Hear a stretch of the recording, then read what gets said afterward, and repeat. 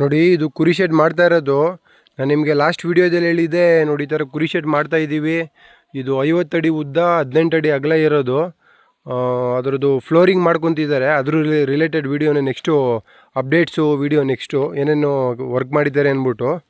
ಇದು ಆ್ಯಕ್ಚುಲಿ ಇದು ಸ್ಟೆಪ್ಸು. ಇದು ಮೇಲ್ಗಡೆ ಕುರಿಗಳಿಗೆ ಮನೆ ಬರುತ್ತಲ್ವ, ಸೊ ಅಲ್ಲಿಗೆ ಇದು ಮೆಟ್ಲತ್ತು ಹೋಗೋದಕ್ಕೆ ಇದು ಸ್ಟೆಪ್ಸ್. ಇದು ನೋಡಿ ಈ ಥರ ಬಂದಿದೆ.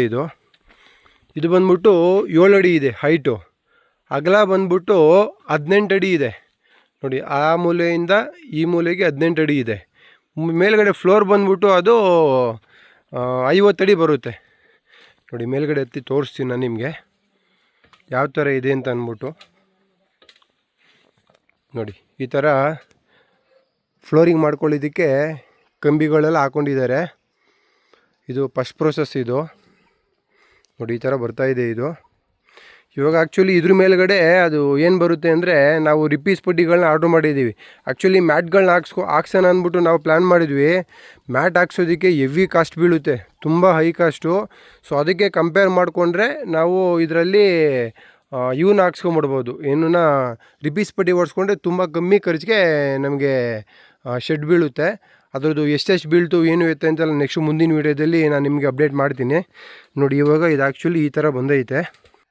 ನೋಡಿ, ಇದು ಕೆಳಗಡೆ ಇಷ್ಟು ಸ್ಪೇಸ್ ಸಿಗುತ್ತಲ್ಲ, ಇದನ್ನು ಆ್ಯಕ್ಚುಲಿ ಏನು ಮಾಡ್ತೀನಿ ಅಂದರೆ ಕುರಿ ಸಾಗಾಣಿಕೆ ಮಾಡೋದಕ್ಕೆ ಮಾಡ್ಕೊಳ್ಳೋಣ ಅಂತ ಅಂದ್ಕೊಂಡಿದ್ದೀನಿ. ಇದು ನೋಡಿ, ಇದು ಆ್ಯಕ್ಚುಲಿ ಫ್ಲೋರ್ ಬರುತ್ತೆ ಅಲ್ಲಿ ಮೇಲ್ಗಡೆ. ನೋಡಿ ಕಾಣಿಸ್ತಿದ್ದಿಲ್ಲ, ಅದೆಲ್ಲ ಫ್ಲೋರ್ ಬರುತ್ತೆ. ಇಲ್ಲಿ ಕೆಳಗಡೆ ಇಷ್ಟು ಸ್ಪೇಸ್ ಬರುತ್ತೆ. ಇಲ್ಲಿ ನಾವು ಕೋಳಿ ಸಾಗಾಣಿಕೆ ಮಾಡ್ಕೋಬೋದು.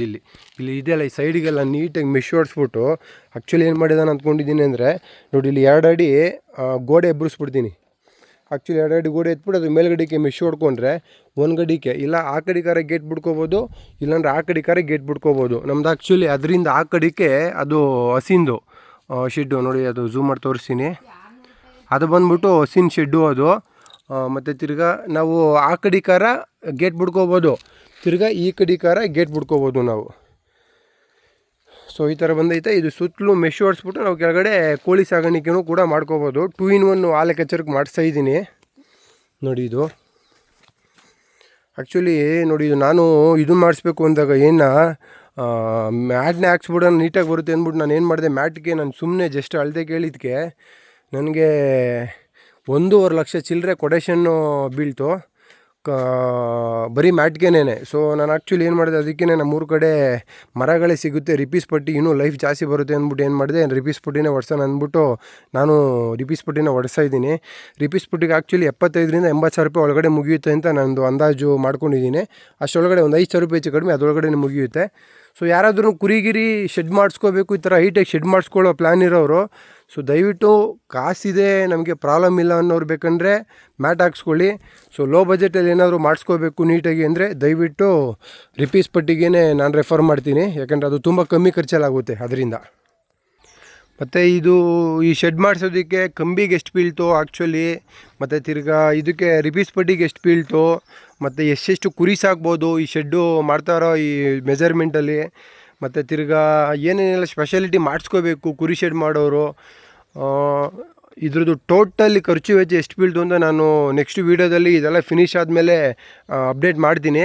ಇವಾಗ ಇದಾಗ್ತಿದ್ದಂಗೆ ನೆಕ್ಸ್ಟು ಏನು ಪ್ರೊಸೆಸ್ಸು ಮಾಡ್ತೀವಿ ಅದನ್ನು ಅಪ್ಡೇಟ್ ಮಾಡ್ತೀನಿ. ಮ್ಯಾಟ್ ಹಾಕ್ಕೊಳ್ಳೋದು ನೆಕ್ಸ್ಟು, ಅದಾದಮೇಲೆ ಮೇಲ್ಗಡೆ ಎಲ್ಲ ಪಾರ್ಟೇಷನ್ ಮಾಡ್ಕೋಬೇಕು, ಕುರಿಗಳಿಗೆ ಪಾರ್ಟೇಷನ್ ಮಾಡ್ಕೊಳ್ಳೋದು, ಮತ್ತು ಮರಿಗಳು ಒಂದು ಕಡೆ ಸಾಕೋಬೇಕು, ಆಗುಟ್ಟಿರೋ ಮರಿಗಳು, ಮತ್ತು ಇದು ತೆನೆಯಾಗಿರೋ ಕುರಿಗಳನ್ನ ಸಪ್ರೇಟ್ ಸಾಕೋಬೇಕು, ಮತ್ತು ಟಗರುಗಳು ಸಪ್ರೇಟ್ ಸಾಕೋಬೇಕು, ಮತ್ತು ತಿರ್ಗಾ ಮಾರೋಕ್ಕೆ ಅಂತ ನಾವು ಏನು ಇವಾಗ ಸೀಸನ್ಗೆ ನಾವು ರೆಡಿ ಮಾಡ್ತಾ ಇರ್ತೀವಲ್ಲ ಕುರಿಗಳು, ಅವನ್ನ ಸಪ್ರೇಟ್ ಯಾವ ಥರ ಸಾಕೋಬೇಕು, ಅವಕ್ಕೆಲ್ಲ ಪಾರ್ಟೇಷನ್ ಹೆಂಗೆ ಮಾಡ್ಕೋಬೇಕು, ಅದ್ರ ರಿಲೇಟೆಡು ನೆಕ್ಸ್ಟು ವೀಡಿಯೋದಲ್ಲಿ ಒಂದೊಂದೇ ಅಪ್ಡೇಟ್ ಮಾಡ್ತಾ ಇರ್ತೀನಿ. ಇವಾಗ ಸದ್ಯಕ್ಕೆ ಇಷ್ಟು ಕೆಲಸ ನಡೆದೈತೆ, ಇಷ್ಟು ಪ್ರೊಸೆಸ್ನ ನಾನು ನಿಮಗೆ ತಿಳಿಸಿದ್ದೀನಿ. ಸೊ ಇನ್ನೂ ಹೆಚ್ಚಿನ ವೀಡಿಯೋ ಮಾಹಿತಿಗೆ ನಮ್ಮದು ಯೂಟ್ಯೂಬ್ ಚಾನಲ್ ಇದೆ MS ಫಾರ್ಮರ್ಸ್ ಅಂದ್ಬಿಟ್ಟು, ಮತ್ತು ಇನ್ಸ್ಟಾಗ್ರಾಮ್ ಪೇಜ್ ಇದೆ, ಮತ್ತು ಫೇಸ್ಬುಕ್ ಪೇಜ್ ಇದೆ, ದಯವಿಟ್ಟು ಫಾಲೋ ಮಾಡ್ಕೊಳ್ಳಿ.